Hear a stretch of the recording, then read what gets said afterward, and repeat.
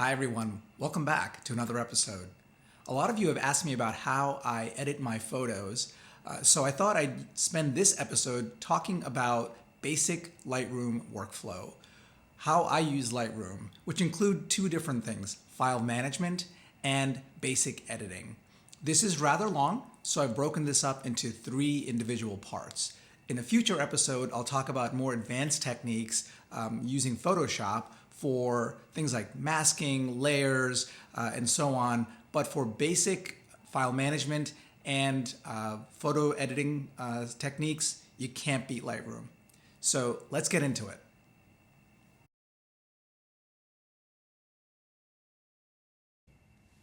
Okay, when we first look at Lightroom, we have to understand that there are two functions for Lightroom: file organization and image editing.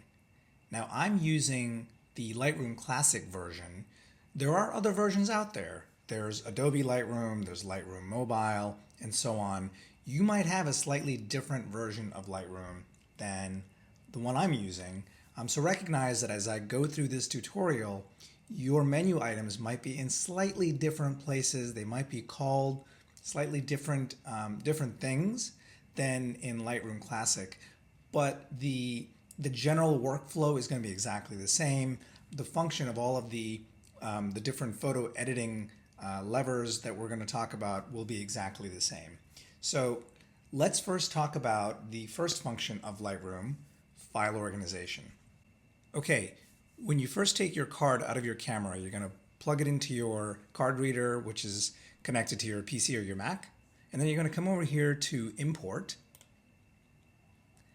And on my Mac, the CF card is right here. It's called EOS Digital.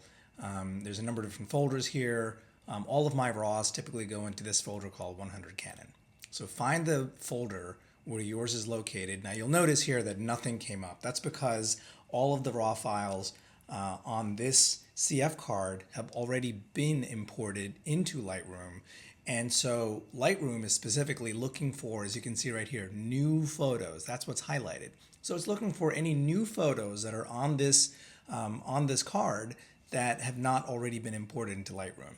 So just for purposes of demonstration, I'm going to click on all photos, and you can see every photo that is on this card is shown here. Now they're all grayed out because Lightroom recognizes that, hey, I already have all of these in my catalog, so I'm not going to import them again.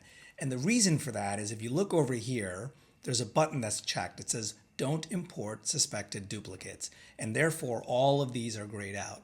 If I were to click uncheck that, then Lightroom is going to attempt to import every one of these files again and create a duplicate in my catalog.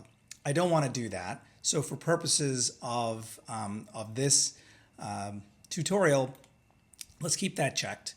And remember that you're going to want to have new folders clicked so that you're not looking at all of the photos here. You're only looking at the new photos. All right, so how do you set up file management? This is what I do, all right?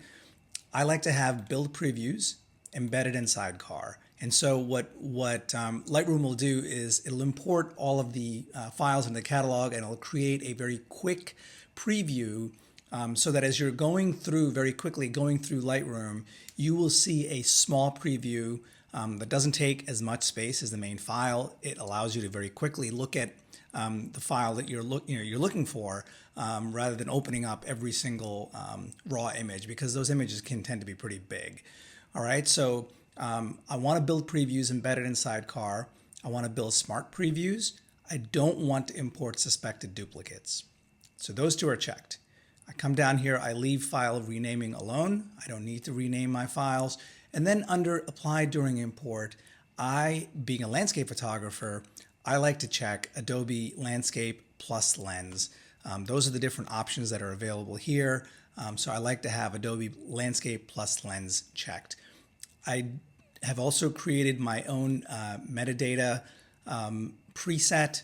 I wouldn't worry about that just yet, but just in case you're wondering what that is, I've created my own preset for that. What you want when Lightroom imports your file, you want this lens correction to be done, right? So if you're shooting with anything that is a wide angle lens, for example, you're going to introduce distortion, barrel distortion as an example, in your photo.